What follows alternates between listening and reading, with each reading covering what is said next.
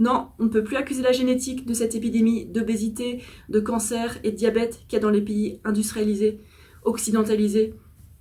Alors on a longtemps accusé la génétique parce que bon, on ne sait pas de quelle est la cause, c'est la fatalité, et apparemment ces maladies sévissent dans les familles, il y avait une tendance. C'est assez vrai, mais en fait, la raison que pointe le docteur Greger, c'est qu'en fait, l'alimentation est partagée dans les familles.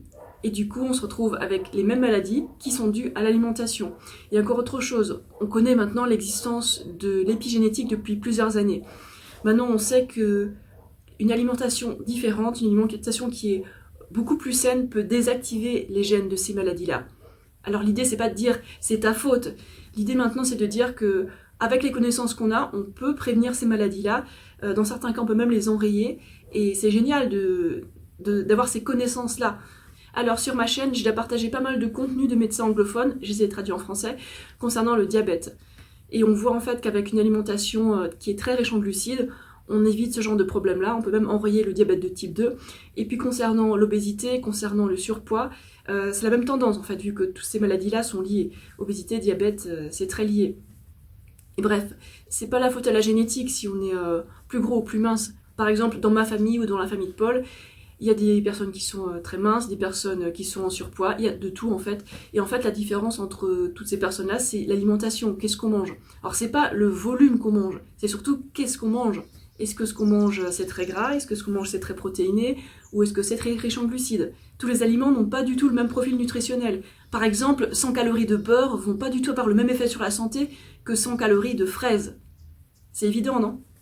Après, je te dis pas du tout qu'il faut manger que des fraises, non, c'est pas du tout l'idée. Par contre, éviter complètement le beurre, ça je le recommande, tu vois. Alors, si tu veux en savoir plus sur l'alimentation saine, si tu veux avoir une communauté, te faire accompagner, tu peux rejoindre mon groupe Facebook, là le lien est dans la description de la vidéo. Et je vais continuer à faire du contenu sur YouTube le plus possible parce que j'adore ce truc. Et j'adore partager des nouvelles et des informations qui sont importantes et pas assez partagées de nos jours. Parce qu'en ce moment, il y a toutes sortes de modes alimentaires qui ont le vent en poupe et ça va être très mauvais à long terme sur la population. Par exemple, on regarde la tendance sans sucre aux États-Unis, ça n'a pas du tout résolu l'obésité ni le diabète.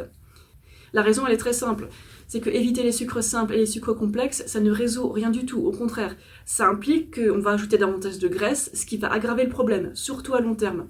Bref, je te montre un peu ce que j'ai mangé ces derniers temps et je te laisse sur ces images.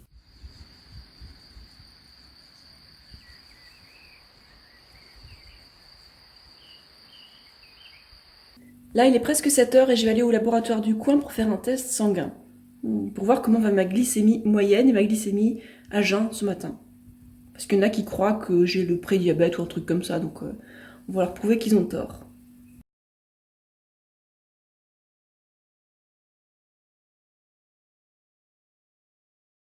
Retour du marché. Alors là, j'ai une cagette de 5 kg d'abricots. Ils sont super bons ces petits abricots. Et j'ai payé la cagette 10 €. Là, on a des pommes de terre, des nectarines jaunes, des cerises. Ça y est, la saison a commencé. Et là, il y a des grandes oranges. Je vais faire des jus le matin avec.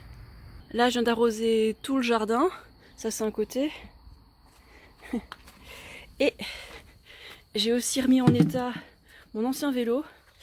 Donc j'ai gonflé les pneus, je l'ai nettoyé, j'ai entretenu la chaîne et tout ça. C'est pour ma nièce. Elle va bientôt être assez grande pour ce vélo, donc autant qu'elle l'utilise quoi. Et on va voir l'autre côté du jardin aussi. Hop.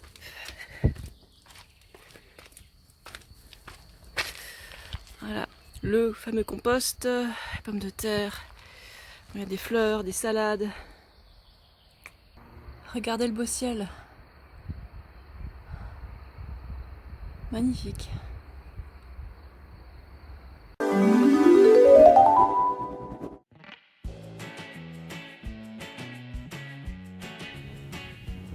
Je viens de me réveiller toute déshydratée. Regardez.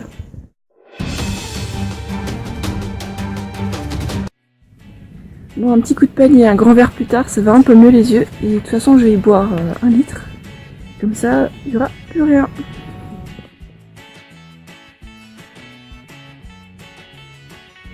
Petit déjeuner le lendemain, un demi-melon jaune énorme et une demi-pastèque.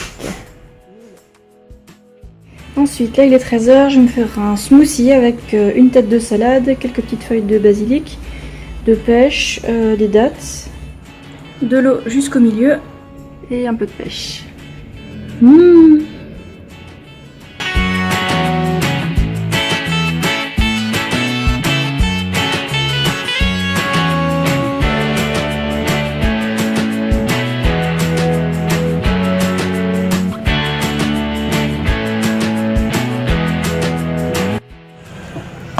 Alors ce soir, riz noir, mais archi noir.